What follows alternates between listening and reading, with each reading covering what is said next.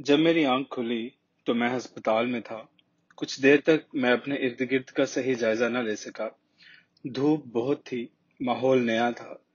मेरे बाजू में ग्लूकोज की ड्रिप लगी थी और सामने कुर्सी पर रोशन बैठी थी। रोशन से कोई यकीनी तारुफ न था। शायद मैं उसे पहचान ही न सकता अगर उसके साथ दाएं बाएं भाई मुख्तार के दोनों बच्चे खड़े न होते।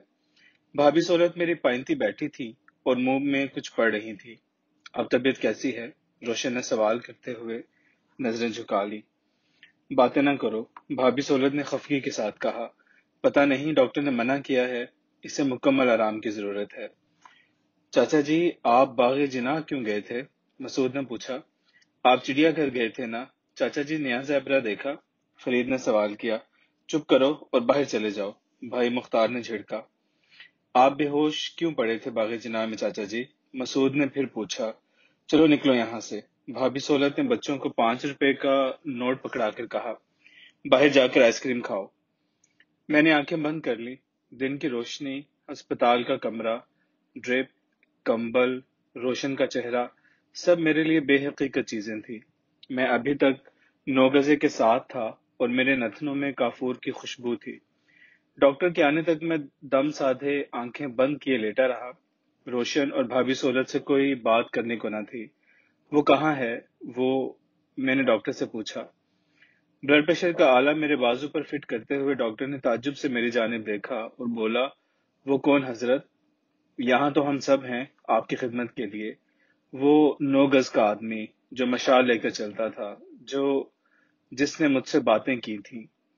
डॉक्टर बेमगज, थका हुआ, ऐनकू, जमीनी शख्सियत का आदमी था। डॉक्टरी उसका सिर्फ पेशा था। वो बनावटी, बेतकल्लुफी और खुश दिली से बोला, हुजूर, आप तो 5 दिन से बेहोश पड़े हैं। खुदा का शुक्र करें जान बच गई, वरना बहुत कुछ हो सकता था। मैंने आंखें बंद कर दी। मुझे मालूम था कि वो मेरी बातें समझ नहीं सकता। फिर भाभी सोलत और डॉक्टर खुसर पुसर करने लगे। बेहोश हो गया है फिर, बस आराम की जरूरत है। हम ट्रैंकुलाइजर दे रहे हैं। अभी तो ठीक थे, रोशन की आवाज आई। बस जी, बॉर्डर लाइन कैफियत है। कभी मरीज हमारे पास वापस आ जाता है, कभी उधर चला जाता है।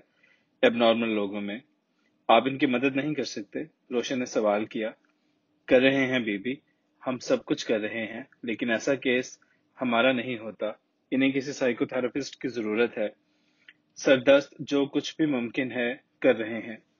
उसके बाद किसी ने मेरे बाजू में इंजेक्शन लगाया। भाभी सोलत के रोने की आवाज आई और रफ्ता रफ्ता मुझे यूं लगा जैसे मैं खिसक रहा हूं चारपाई से, बिस्तर से। मेरा सर बोझल था। मैं बाजू उठाकर नाक खुजलाना चाहता था।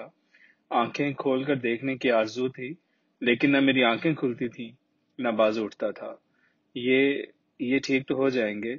ये रोशन की आवाज थी और उसी आवाज के साथ मैं दोबारा नींद की आगोश में चला गया। अस्पताल से वापसी पर सबसे पहले मैंने अपने सर के सारे बाल मुंडवा दिए। सर मुंडवाने से मैंने वो 1.5 फुट का फासला और बढ़ा लिया जो रोशन और मेरे पलंग के दरमियान था। मैं अभी तक छुट्टी पर था, लेकिन अब रेडियो पाकिस्तान से कभी कभी कोई वाकिफ मेरी तबीयत का पूछने आ जाता। मुझे मालूम है कि मेरे मुतालिक रेडियो पर कैसी बातें होती होंगी। कुछ आर्टिस्ट और अफसर मिलकर मुझे दीवाना समझते होंगे शुरू से। नीचे भाभी सोलत और भाई भाई भी मुझे देखकर शर्मिंदा हो जाते। उनकी शक्लें देखकर मुझे लगता जैसे वो मुझे नहीं, अपने आप को कसूरवार समझते थे। उधर रोशन की अजीब मुसीबत थी। वो दिन ब दिन पीली होती चली जा रही थी। पहले उसकी रंगत जर्द साटन जैसी थी, अब वो पीले खद्दर जैसी नजर आती। मेरा सारा काम वो करती, उसकी जरूरियात का मैं ख्याल रखता। इसके बावजूद हम दोनों में कम ही बात होती। कमरे में तरतीब आ गई थी। या तो मेरे आने से पहले वो सो जाती, लेकिन अगर वो जागती नजर आती तो मैं नीचे चला जाता और बेमसरफ सड़कों पर घूमता रहता। ये अजीब दिन थे, जैसे पानी की सतह पर होले होले काई जमती चली जाए। मेरे अंदर भी हर ख्वाहिश आहिस्ता आहिस्ता शटर बंद हो रही थी और मैं अजीब तरह से आजाद होता चला जा रहा था। मौत से इस कदर गहरा राब्ता कायम करने की वजह से जिंदगी यकदम बेमानी हो गई थी। मैं दुकानों के सामने खड़ा सोचता रहता, लोग ये सारा सामान क्यों खरीदते हैं? कैमरे, कपड़े, बर्तन, गैस का सामान, फ्रिज, कारें, सारे बाजारों में बेहुदा सामान देखकर میں جان بچا کر کسی فلم ہاؤس کے سامنے جا کھڑا ہو جاتا۔ فلموں کے پوسٹر اب جاذبے نظر نہ رہے تھے۔ میں کوشش کرتا کہ ان فلموں میں مجھے دلچسپی پیدا ہو جائے، لیکن جن وجوہات کی بنا پر فلمیں دیکھی جاتی ہیں وہ باقی نہ رہی تھیں۔ باغوں میں، سڑکوں پر، سب جگہ بے مصرف لوگ نظر آتے۔ یہ وہ دور تھا جب میں مکمل آزادی یا تمام تر فنا کے بالکل مقابل تھا۔ گھر پر میرا کوئی کام نہ تھا۔ روشن مجھے دبی آواز میں آرام کرنے کو کہتی، لیکن مجھے گھر سے وحشت ہوتی تھی۔ باہر چلا جاتا تو بھی کوئی کام میرے کرنے کا نہ تھا۔ میں فٹ بال کی طرح کبھی اس کورٹ میں کبھی اس کورٹ میں بھاگتا رہتا۔ ایک صبح مجھے روشن نے کہا، اگر آپ چاہیں تو موچی دروازے چلی جاؤں اماں کے پاس۔ تمہاری مرضی ہے، آپ بتائیں۔ میں کیا بتاؤں؟ اگر تم کو یہاں آرام ہے تو یہاں رہو، ورنہ وہاں چلی جاؤ۔ وہ رونے لگی۔ آرام تو مجھے یہاں زیادہ ہے، لیکن میری وجہ سے آپ کو آرام نہیں ہے۔ میں اس کے مقابل پلنگ پر بیٹھ گیا۔ دیکھو روشن، تمہاری وجہ سے مجھے کوئی تکلیف نہیں، اس وجہ سے تمہیں پریشان ہونے کی ضرورت نہیں۔ ہم دونوں چپ ہو گئے۔ اس کا کیا جواب آیا ہے؟ روشن اٹھی اور نئے سوٹ کیس کی جیب میں سے UAE کا ٹکٹ والا لفافہ نکال لائی۔ یہ خط اس کا تھا، روشن کے افتخار کا۔ کیا لکھا ہے؟ آپ پڑھ لیں۔ میں نے بڑی دیر میں خط پڑھا۔ پتہ نہیں کیوں میری آنکھوں میں جالے سے آ رہے تھے۔ تحریر معمولی تھی، پتنگ فروش کے بیٹے کی سیدھی سادی تحریر، لیکن تحریر میں حدت، خلوص، محبت، سب کچھ تھا۔ اس نے اصرار سے لکھا تھا کہ جتنی جلدی میں اسے آزاد کر دوں گا وہ آ جائے گی اور پھر وہ دونوں واپس جا سکیں گے۔ تم اسے لکھو کہ تم آزاد ہو اور ہم اس کا انتظار کر رہے ہیں۔ سب کچھ جلدی ہونا چاہیے۔ میری حالت زیادہ انتظار نہیں کر سکتی۔ یہ تو افتخار پر منحصر ہے، جتنی جلدی وہ آئے گا معاملہ طے ہو جائے گا۔ وہ چپ ہو گئی، بڑی دیر چپ رہی۔ میں جی پھر چلی جاؤں موچی دروازے؟ جیسا تمہارا جی چاہتا ہے روشن، میں تمہاری زندگی میں کسی قسم کے فیصلے نہیں کرنا چاہتا۔ وہ اٹھی اور میرے پاس آ کر بیٹھ گئی۔ اس کے عورت پن کی خوشبو میرے اس قدر قریب تھی کہ میں اس خوشبو کی وجہ سے ہی اپنے فیصلے بدل سکتا تھا۔ آپ قانونی طور پر میرے شوہر ہیں، آپ کا حق ہے میرے فیصلے بدلنے کا۔ میں اٹھ کر سلاخوں والی کھڑکی کے سامنے کھڑا ہو گیا، پھر میں زور سے کھانسا اور تھوک دور پھینک کر عجیب لذت محسوس کی۔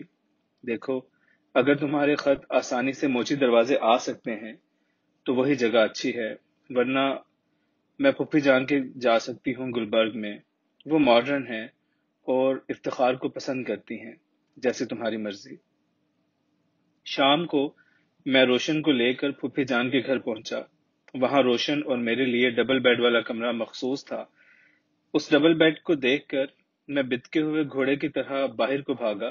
میں روشن سے مل کر بھی نہ آیا، بلکہ پھپھی جان پینٹری میں ٹرالی سے جاتی رہ گئی اور میں باہر نکل گیا۔ عین کوٹھے کے باہر جس وقت میں موٹر سائیکل موڑنے کی کوشش میں تھا، ایک لمبی سفید کار رکی اور ہارن بجا۔ گو میں حاضر نہیں تھا، پھر بھی ویل پر دونوں بازو رکھنے والا مجھے جانا پہچانا نظر آیا۔ سہیل سر۔ پروفیسر نے دروازہ کھولا۔ میں نے موٹر سائیکل چھوڑی اور پھر ہم دونوں شدت سے بغل گیر ہو گئے۔ سہیل نے فرینچ کٹ داڑھی اور موٹے شیشوں کی ڈگ اینک پہن رکھی تھی۔ اس کے جسم پر سرخ چیک کی قمیض تھی جس کی آستینیں کوہنیوں تک چڑھی ہوئی تھی اور قمیض کے 3 بٹن کھلے تھے۔ اس کی جینز موری بند تھی اور کلائی پر ڈیجیٹل گھڑی تھی جس کا سیکنڈ کا پھول ہر سیکنڈ کے بعد بدلتا تھا۔ وہ سارا کا سارا تمباکو، کولون اور آفٹر شیو لوشن سے مہکا ہوا تھا۔ یہ تم نے کیا حلیہ بنا رکھا ہے کوجک؟ اس نے امریکہ کے مشہور گنجے ایکٹر کے نام سے مجھے پکارا۔ بس ایسے ہی سر۔ یہاں کہاں پھر رہے تھے؟ میری چچی کے گھر۔ اپنی بیوی جمع کروانے آیا تھا۔ تو ہو گیا پٹڑا، ختم ہو گئی تلاش، کچھ نہ ملا زندگی میں۔ میں نے اپنا موٹر سائیکل وہیں پورچ میں رکھا اور ہم دونوں وارث روڈ چلے گئے۔ بڑی دیر سہیل مجھے امریکہ کے متعلق بتاتا رہا۔ وہ ملک بھی کھوکھلا ہو گیا ہے۔ انسانوں کی طرح ملک اور قومیں بھی ہمیشہ اپنی کمزوریوں کی وجہ سے نہیں، بلکہ اپنی خوبیوں کے ہاتھوں تباہ ہو جاتی ہیں۔ ہمیشہ کی طرح وہ بہت چمکدار اور ذہین تھا۔ اس کے چہرے پر تمام تر امریکہ چھاپ تھی۔ کیسے سر؟ خوبی وہ چیز ہوتی ہے جس پر انسان اعتماد کرتا ہے، جس کی وجہ سے دوسرے لوگ اس کی ذات پر بھروسہ کرتے ہیں، لیکن رفتہ رفتہ یہ خوبی اس کی اصلی اچھائیوں کو کھانے لگتی ہے۔ اسی خوبی کی وجہ سے اس میں تکبر پیدا ہو جاتا ہے، اور پھر رفتہ رفتہ اسی خوبی کے باعث وہ انسانیت سے گرنے لگتا ہے۔ فرد، قومیں سب اپنی خوبیوں کی وجہ سے تباہ ہوتی ہیں۔ ہم دونوں وارث روڈ کی ایک بہت پرانی کوٹھی میں بیٹھے تھے۔ اس کی چھتیں اینٹوں کی تھیں اور باہر لال گیرو رنگ پھرا ہوا تھا۔ گیٹ پر بوگن ویلا کی بیل کاسنی پھولوں سے لدی تھی۔ گھر کے پچھواڑے مسلسل کوئی نلکا چل رہا تھا جس کی مدھم آواز آئے جا رہی تھی۔ کمرے میں پرانا فرنیچر، بوسیدہ پردے اور کین کا صوفہ تھا۔ ایک قالین جو کبھی ایرانی ہوگا اب فرش سے چپکی ہوئی دری نظر آ رہا تھا۔ کھڑکیوں میں دھول سے اٹے کاغذی پھول تھے۔ یہ سہیل کے خالو کا گھر تھا، اور وہ امریکہ سے 1 مہینے کی چھٹی پر صرف رشتہ داروں سے ملنے آیا تھا۔ بہت ٹھہر ٹھہر کر سوچتے ہوئے میں نے پروفیسر سہیل سے اپنے موجودہ حالات کہے۔ وہ چپ رہا۔ پھر کیا؟ میں نے جواب دیا۔ پھر کیا ارادہ ہے؟ میں نے اپنا ارادہ ظاہر کیا۔ اس نے کوئی مشورہ نہ دیا۔ میں سارا وقت سوچتا رہتا ہوں سر، کہ انسان کی روح کہاں جاتی ہے؟ موت کیا ہے؟ کیا موت سے ہمکنار ہوئے بغیر آدمی کبھی آزاد ہو سکتا ہے؟ مکمل آزاد؟ سہیل ایک ماڈرن کیپسول سائز ولی تھا۔ اس کی آنکھوں میں توجہ کی ایسی شعائیں تھیں جو ماڈرن تعلیم یافتہ آدمی کا سینہ شق کر کے اس پر اثر انداز ہو سکتی تھیں، اور اس کے باوجود وہ اپنے گریڈ، اپنے مستقبل کے لیے بڑی جد و جہد کرتا رہتا تھا۔ آپ تو امریکہ سے آ رہے ہیں، وہ لوگ تو آج کل ESP پر بہت ریسرچ کر رہے ہیں۔ آپ کا کیا خیال ہے؟ کیا روح واقعی کوئی چیز ہے؟ کیا انسان واقعی موت کے دروازے سے نکل کر کہیں جاتا ہے؟ کیا ماں بعد واقعی ہے؟ مغرب والے ابھی ابتدائی کوششوں میں ہیں۔ میسمرزم، ہیپنوٹزم اور اسپریچولزم جیسی کچھ میں نے وہاں دیکھی ہے۔ یہ ایک طرح سے کنسنٹریشن کے کرشمے ہیں۔ تصور اور خیال کی مشق سے بہت کچھ حاصل ہو جاتا ہے، لیکن عالم ناسوت سے یہ لوگ آگے نہیں بڑھتے۔ تمہیں اگر شوق ہو تو میں ایک بزرگ سے ملا دوں گا۔ وہ تصور اسم ذات سے اگلی دنیا کھولتے ہیں، جس سے انسان عالم ناسوت سے پرواز کرتا عالم ملکوت، جبروت اور لاہوت میں داخل ہو جاتا ہے۔ دراصل عالم ناسوت میں جن رہتے ہیں، خبیث روحیں رہتی ہیں، اس لیے یہاں بہت خطرات ہوتے ہیں۔ کئی بار شیاطین یہی نفس کے رفیق بن جاتے ہیں اور روح آگے نہیں بڑھ سکتی۔ میں فرینچ کٹ داڑھی والے ماڈرن پروفیسر کو دیکھ رہا تھا۔ آپ میری مدد کر سکتے ہیں سر، روح کے سفر میں؟ میں تو تمہاری مدد نہیں کر سکتا۔ ہاں، کسی ایسے شخص کی تلاش کی جا سکتی ہے جو تمہاری اعانت کر سکے۔ یہ جو آسٹرل باڈی کے سفر ہیں اور جادوگروں کی ساحری ہے، یہ سب ہمزاد کے کرشمے ہیں۔ ان کا روح کے ساتھ کوئی تعلق نہیں۔ ہمزاد چونکہ ساری عمر انسان کے ساتھ رہتا ہے، انسان کی کوئی بات اسے چھپی نہیں ہوتی۔ جب حاضرات بلائے جاتے ہیں، یہ روحیں حاضر کی جاتی ہیں، تو یہی ہمزاد حاضر ہوتا ہے، یہی ماضی کے واقعات بیان کرتا ہے۔ میں نے سوالوں کا تمار باندھ دیا۔ میں زیادہ نہیں جانتا قیوم، میں خود تلاش میں ہوں، تمہاری طرح راہرو ہوں۔ دیکھو، اگر تمہیں کوئی راستہ مل جائے تو مجھے اطلاع دے دینا۔ مجھے خبر ہو گئی تو میں تمہیں انگلی پکڑ کر لے چلوں گا۔ وہاں بھی بہت چھان بین کی میں نے، لیکن کوئی راستہ نہیں ملا۔ وہ لوگ بھی تلاش میں ہیں۔ بہت صوفی سینٹر کھل گئے ہیں، کئی بھکتی آشرم ہیں، انگنت ادارے ہیں، بیپٹسٹ، پروٹیسٹنٹ، لیکن ابھی کامل یقین کا وقت نہیں آیا، نہ یہاں نہ وہاں۔ میں بہت پریشان تھا، میرے اندر کی آگ اب بہت بھڑک گئی تھی۔ کسی طرح آپ میری ملاقات کسی روح سے نہیں کرا سکتے؟ میرے ابا کی روح سے، میری ماں کی روح سے؟ وہ مجھے اس کرب سے نجات دلا سکتے ہیں۔ پتہ نہیں کیوں میری آنکھوں میں آنسو آ گئے۔ میں کچھ نہیں جانتا قیوم، کچھ تھوڑی سی سوجھ بوجھ آ گئی ہے، لیکن صرف کتابوں سے مجھے عینی یقین حاصل نہیں۔ بس میرے تمام علم کی طرح یہ بھی ایک اکیڈیمک ریسرچ ہے، لیکن میں تلاش میں ہوں۔ اس وقت پروفیسر سہیل سے ملنے 3 جوان یونیورسٹی سے آ گئے۔ انہوں نے رسماً تھوڑی سی باتیں کی، پھر تینوں نے سگریٹ بجھا دیے۔ ایک میز پر ایک بڑا شیشہ رکھا گیا، درمیان میں گلاس پر سہیل اور 2 لڑکوں نے انگلیاں رکھ دی اور کمرے کے پردے برابر کر کے صرف ایک موم بتی روشن کر دی گئی۔ اب روحیں بلانے کا عمل شروع ہوا۔ کوئی روح جو ادھر سے گزر رہی ہو گلاس میں آ جائے اور گلاس ہلا کر اپنے وجود کا یقین دلائے، انگریزی میں سہیل نے کہا۔ ابھی سہیل کو استدعا کرتے ایک آدھ منٹ ہی گزرا تھا کہ گلاس زور و شور سے ادھر ادھر سے رکھنے لگا۔ آپ کس کی روح ہیں؟ میں رائیو گرینڈ کے کنارے رہنے والا ایک بروجو ہوں۔ روح نے مختلف الفاظ پر جا کر ہجے کیے۔ آپ کو مرے کتنے سال ہوئے ہیں؟ جب راکٹ پورٹ کے قریب آپاشی قبیلے کی جنگ ہوئی تھی تو میں ایک انگریز کی گولی سے مارا گیا تھا۔ دنیا کا مستقبل کیسا ہے؟ تاریک۔ کیوں؟ ہوپی قبیلے کی پیشن گوئی کے مطابق شمال مشرق سے آنے والے ایک ایسا کدو ایجاد کریں گے جس میں راکھ ہوگی۔ جب وہ کدو ہوا میں اچھالیں گے تو دنیا نیست و نابود ہو جائے گی۔ سہیل نے گلاس میز سے اٹھا کر اس میں پھونک ماری اور پھر ایک نئی روح کو بلایا۔ ہم سینٹ فرانسی آف اسیسی کو بلانا چاہتے ہیں، سہیل نے کہا۔ کیوں؟ نئی روح نے سوال کیا۔ ہم ان سے پوچھنا چاہتے ہیں کہ ہم کیا کریں۔ انسان کی فلاح کس میں ہے؟ غریبی، عصمت اور اطاعت میں، روح نے جواب دیا۔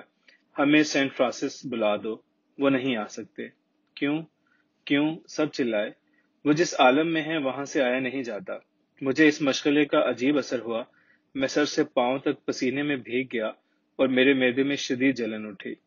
سہیل، میرے ابا جی کو بلاؤ۔ سہیل نے میرے کندھے پر ہاتھ رکھا اور میری آنکھوں میں دیکھ کر بولا، وہ نہیں آ سکتی قیوم، میں تمہیں بتا چکا ہوں، یہاں صرف عالم ناسوت سے پیامبر آتے ہیں۔ نوجوانوں نے شیشہ اور گلاس ایک طرف رکھ دیے اور سگریٹ پینے لگے۔ اب گفتگو امریکہ کی جنسی زندگی کی طرف مڑ گئی۔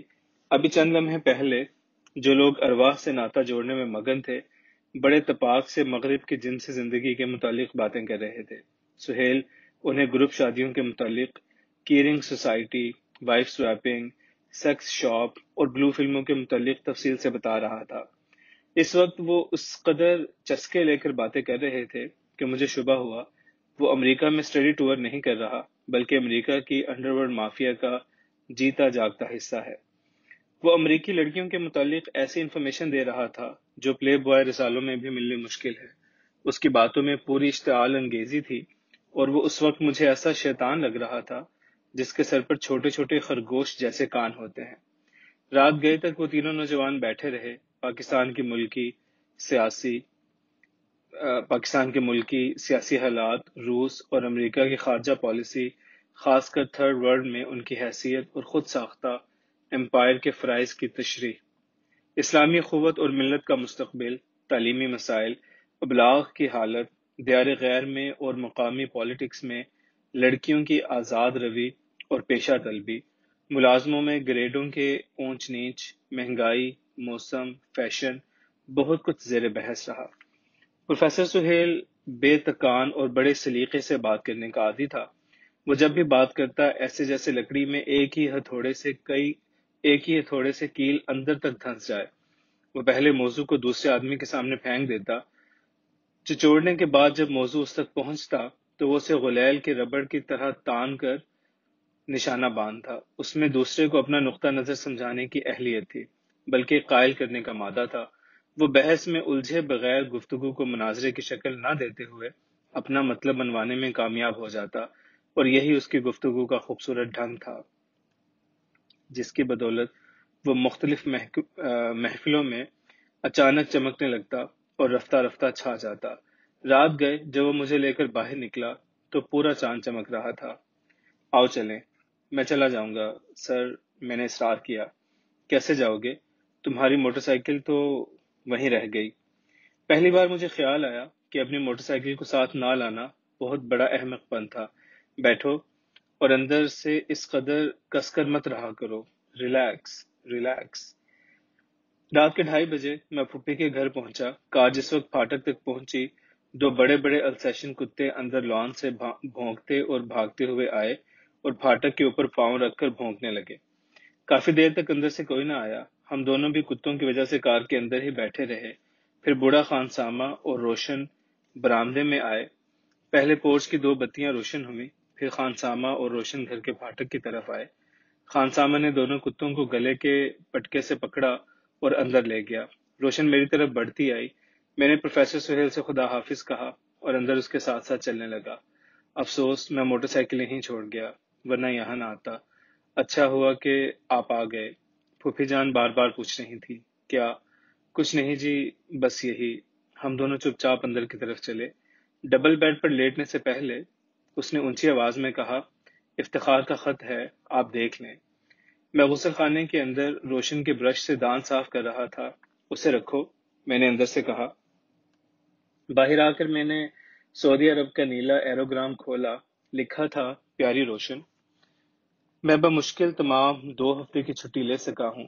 2 ہفتے کی چھٹی مجھے کمپنی کی طرف سے نہیں ملی، صرف جرمن مالک نے اپنی مہربانی سے میرے حالات کے پیش نظر چھٹی دی ہے۔ تم اب تیار ہو جاؤ، تمہاری مصیبت کے دن ختم ہونے والے ہیں انشاءاللہ۔ جب میں یہاں پہنچا ہوں تو میرا خیال تھا کہ مجھے بڑی اچھی نوکری مل جائے گی، لیکن یہاں پر صرف ٹیکنیکل آدمی فائدے میں رہتا ہے۔ 100 سے 150 ریال تک ایک مزدور کی یومیہ آمدن ہے۔ میں نے اب راج کا کام سیکھ لیا ہے، میرا ویزا بھی پکا ہو گیا ہے، روزی بھی اللہ نے خوب دے دی ہے، رہائش اور کھانا مفت ہے، جس قدر مرضی پھل کھاؤ، جوس پیو، لیکن کام بھی سخت ہے۔ 11 منزلہ بلڈنگیں بن رہی ہیں، اتنی اونچائی پر سے جب نیچے دیکھو تو سر چکرانے لگتا ہے۔ تم جب جدہ کے بازاروں میں گھومو گی تو تمہیں پتہ چلے گا کہ سامان کیا ہوتا ہے۔ بچے کے پوتڑے کاغذ کے بنے ہوتے ہیں اور یورپ سے ڈبوں میں پیک ہو کر آتے ہیں۔ تم کو کوئی کام نہیں کرنا پڑے گا۔ یہاں کی روٹی کئی قسم کی ہے اور اسے عیش کہتے ہیں۔ سمولی ہب اور تمیز یہاں کی مقبول روٹیاں ہیں۔ زیتون کا اچار اور پنیر ساتھ کھاتے ہیں۔ تمہیں فول بھی کھلاؤں گا، جو ایک قسم کی دال ہے اور سراہی دار منہ والی دیگ میں پکتی ہے۔ اب تیار رہو، پاسپورٹ میں گڑبڑ نہ ہو۔ تم جدہ ایئرپورٹ پر اترو گی تو دنگ رہ جاؤ گی۔ 17 کلومیٹر لمبا یہ ایئرپورٹ بہت خوبصورت ہے۔ سارے کا سارا امریکن فیشن کا ایک ایک منٹ کے بعد طیارہ اترتا ہے، لیکن اب زیادہ باتوں کی کیا ضرورت، تم خود سب کچھ دیکھ لو گے انشاءاللہ۔ تمہارا افتخار۔ ہم دونوں چپ ہو گئے۔ پھر کچھ دیر بعد وہ ڈبل بیڈ کے کنارے اور میں دوسرے کنارے پر لیٹ گئے۔ اب بھی ہم میں 2 بازو بھر کا فاصلہ تھا۔ بتیاں بجھا دی گئیں تو پچھلی کھڑکی سے پورے چاند کی روشنی اندر آنے لگی۔ آپ کو روشنی بری لگتی ہے تو کھڑکی کے آگے پردہ کر دوں؟ روشن نے بڑی دیر کے بعد پوچھا۔ نہیں، ٹھیک ہے۔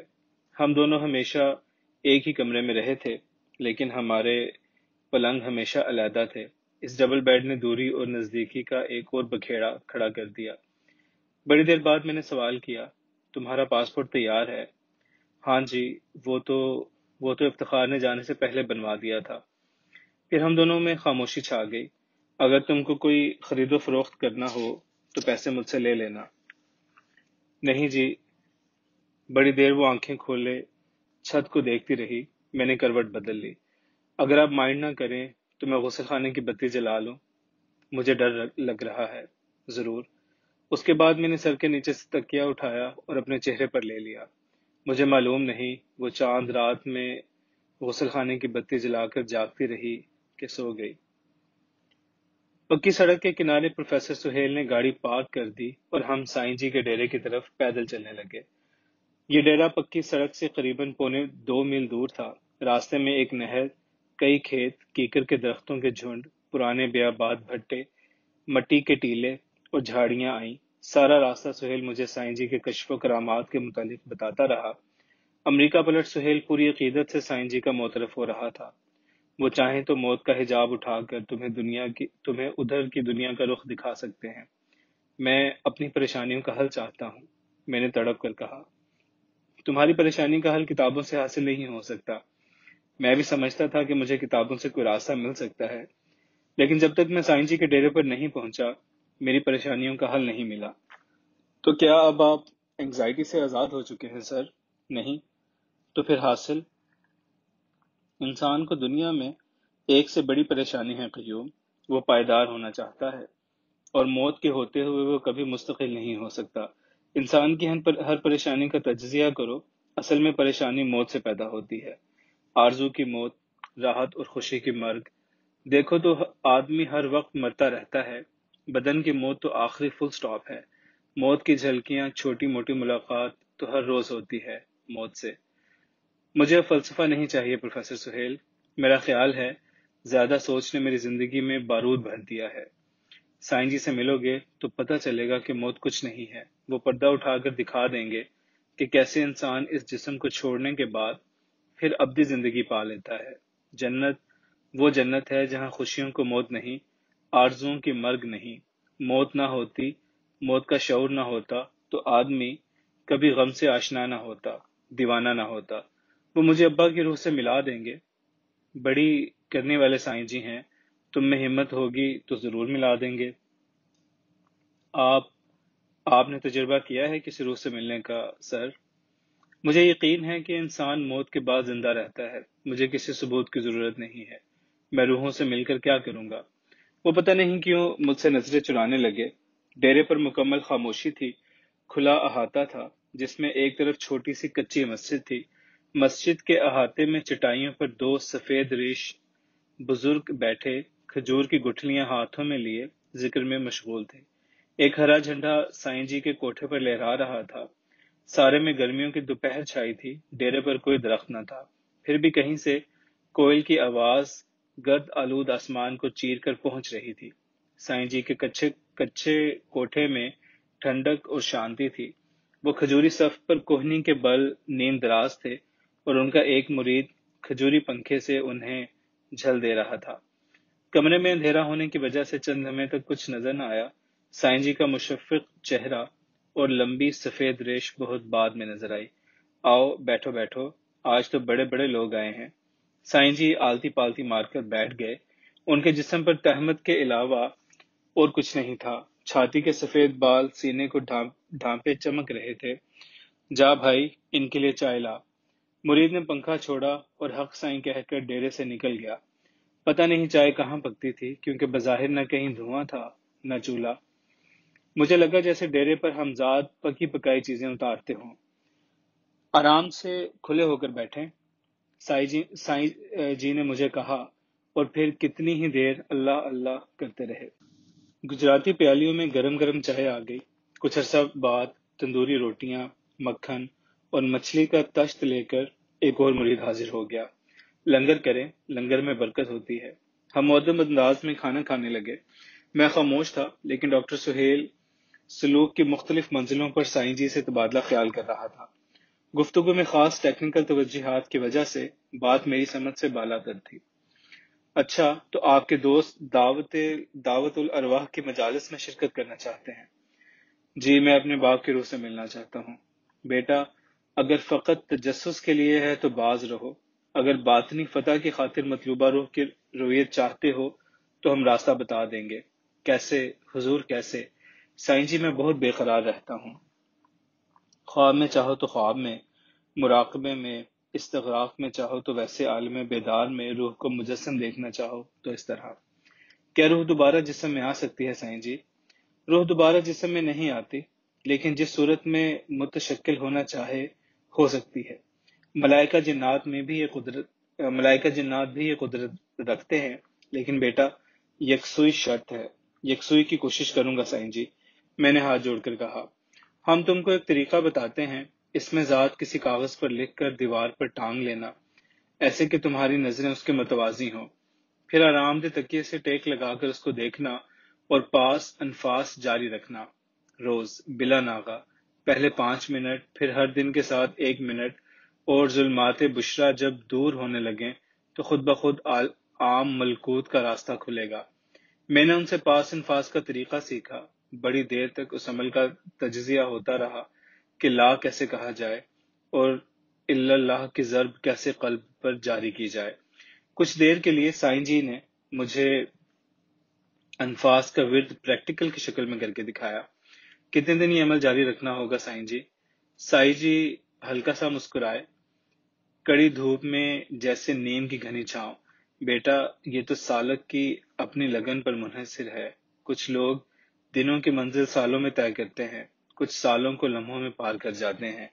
اونگھنے، سونے یا سستی کرنے سے راستہ کھوٹا ہوتا ہے۔ جب یہ مشق مکمل ہوگی تو اندھیرے میں بھی اس میں ذات نظر آنے لگے گا۔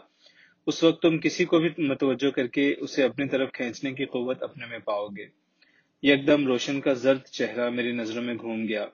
جب یکسوئی کا مرحلہ طے ہو گیا تو پھر قوت ارادی کا عمل بتائیں گے۔ جب یکسوئی، تصور اور قوت ارادی مضبوط ہو گئے تو پھر لطیفہ خفی کا مقام کھلے گا۔ لطیفہ خفی کا مقام؟ میں نے لجاجت سے سوال کیا۔ دو ابروؤں کے درمیان لطیفہ خفی کا مقام ہے۔ جس طرح ناسوتی چیزوں کو دیکھنے کے لیے آنکھ کام دیتی ہے، جب باطنی آنکھ کھلے گی تو روح، ملائکہ اور دیگر باطنی اشیاء خود بخود نظر آنے لگیں گی۔ کیا میری باطنی آنکھ کھل سکے گی؟ ہاں بھائی، کیوں نہیں؟ بچہ جو کچھ دیکھتا ہے سمجھتا ہے۔ ارد گرد کے لوگ بتاتے ہیں یہ گھوڑا ہے، یہ بلی ہے۔ ایسے ہی ہر آدمی اپنی باطنی آنکھ سے کچھ نہ کبھی دیکھتا ہے، لیکن سمجھ نہیں سکتا۔ رہنمائی شرط ہے۔ جب یہ مرحلے طے ہو جائیں گے تو ہم تم کو ایسا ورد بتائیں گے جس سے روح عالم شکل میں آ کر تم سے خود ملے گی۔ ان کی زیارت کے وقت اگر فیض چاہو گے تو کئی منزلیں طے ہو جائیں گی۔ دنیاوی رہنمائی کی آرزو رکھو گے تو وہاں اعانت کریں گی، لیکن بہتر یہی ہے روحانی فیض حاصل کرو۔ میں نے خوفزدہ ہو کر سہیل کی طرف دیکھا۔ یہ تو بہت لمبا کام ہے سر۔ کون جانے یکسوئی نصیب ہو نہ ہو، قوت ارادی مضبوط ہو سکے نہ ہو سکے۔ سائیں جی، کوئی چھوٹا راستہ نہیں ہے، کوئی شارٹ کٹ ہے؟ بتائیے، خدا کے لیے بتائیے۔ بزدل ہو؟ جی کوئی خاص نہیں، شاید ہوں بھی۔ اندھیرے سے تو ڈر نہیں آتا؟ نہیں جی۔ شیطانی آوازوں سے تو نہیں گھبراتے؟ پروفیسر سہیل نے میری طرف نظر ڈالی جیسے وہ مجھے روکنا چاہتا تھا۔ جی نہیں۔ تو میرے ساتھ آؤ۔ ہم دونوں اٹھ کر سائیں جی کے پیچھے پیچھے چلے۔ وہ ہمیں ڈیرے سے کوئی 2 فرلانگ دور لے گئے۔ یہاں مٹی کے اونچے اونچے تودے اور بقائن کی جھاڑیاں تھیں۔ انہی ٹیلوں کی اوٹ میں ایک پکی قبر بنی تھی۔ جب ہم قبر کے قریب پہنچے تو نظر آیا کہ قبر کے اندر جانے والی سیڑھیاں صاف نظر آتی ہیں۔ جس وقت سائیں جی قبر میں داخل ہوئے، اس لمحے پروفیسر سہیل نے خوف سے میری جانب دیکھا اور میرا ہاتھ پکڑ لیا، لیکن میں دور تک فیصلہ کر چکا تھا، اس لیے آہستہ آہستہ سائیں جی کے پیچھے پیچھے اترنے لگا۔ 8-7 سیڑھیاں اتر کر ہم قبر کے اندر پہنچے تو گھپ اندھیرا تھا، نم مٹی کی خوشبو آ رہی تھی اور باہر کے نسبت اندر ٹھنڈک تھی۔ سائیں جی نے اندر جا کر ماچس جلائی۔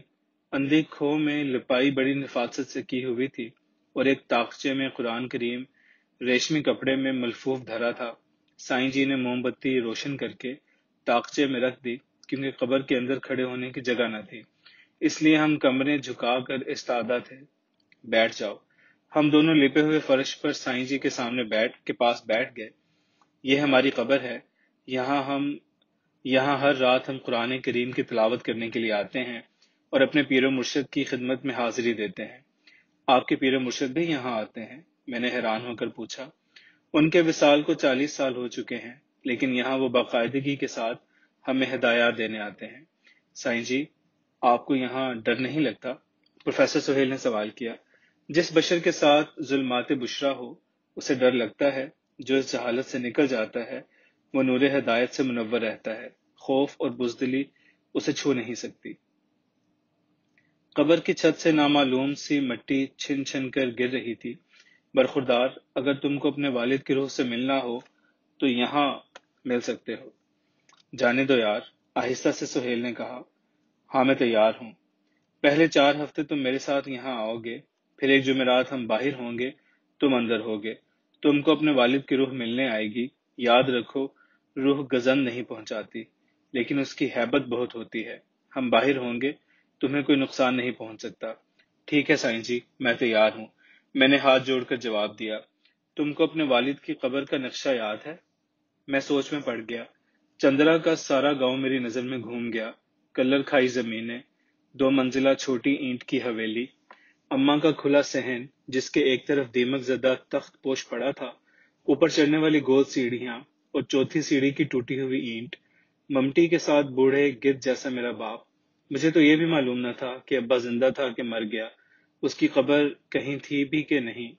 سائیں جی، مجھے اپنے والد کی قبر کا نقشہ یاد نہیں۔ سائیں جی نے دونوں ابرو اٹھا کر پوچھا، بیٹا پھر زیارت کیسے کرو گے؟ باپ کی قبر کو ہی یہاں بیٹھ کر یاد کرنا ہوگا۔ سہیل نے مجھے کونی مار کر کہا، کس بکھیڑے میں پڑ گئے ہو، چلو۔ بیٹا ملاقات صرف اسی کی ہو سکتی ہے جس کی قبر کا نقشہ ذہن میں ہو۔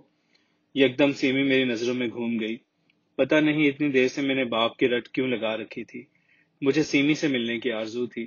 میں اسے پوچھنا چاہتا تھا کہ دنیا کے جھنجھٹ سے نکل کر کیا اب وہ شانتی سے ہے، کہ اب بھی اس کی روح لندن کی سڑکوں پر آفتاب کے تعاقب میں بھٹکتی ہے۔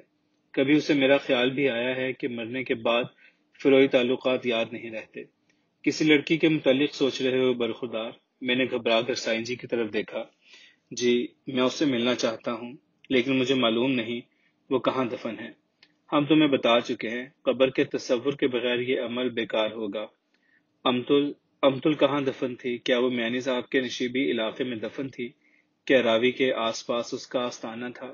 میری ماں کی قبر کا نقشہ بھی مجھے یاد نہ تھا۔ پتہ نہیں اس کی قبر کو کلر چاٹ گیا، یا شاید وہ مائی توبہ توبہ کے پتلوں کی طرح مٹی پر بے آسرا ہی پڑی ہو کہیں۔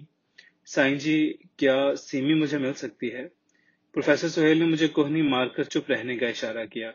مل تو سکتی ہے بیٹا، لیکن اس کی قبر کا تصور تو لانا پڑے گا ذہن میں۔ میں نے سر جھکا لیا۔ آخری بار جب میں نے اسے چھوڑا تو وہ اسپتال کے لال کمبل میں لیٹی ہوئی تھی۔ اچھا سائیں جی، اجازت دیں۔ پروفیسر سہیل اٹھ کھڑا ہوا اور ہم دونوں قبر سے باہر نکلنے لگے۔ اچھا بیٹا، تم کل آنا، ہم تمہارے لیے کچھ سوچیں گے۔